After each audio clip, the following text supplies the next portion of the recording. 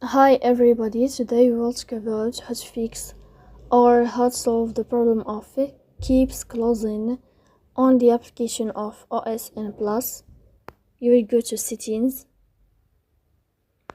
Here you can click on apps, default apps, app settings. On above you can search about OSN Plus and you will enter. Then you can click on first stop and you can click OK. Here we'll enter to the window of storage. Then you can click on clear cache. In the end you can go to Play Store. You can search about OSN Plus and you can update your app. So please don't forget to support us by like and subscribe.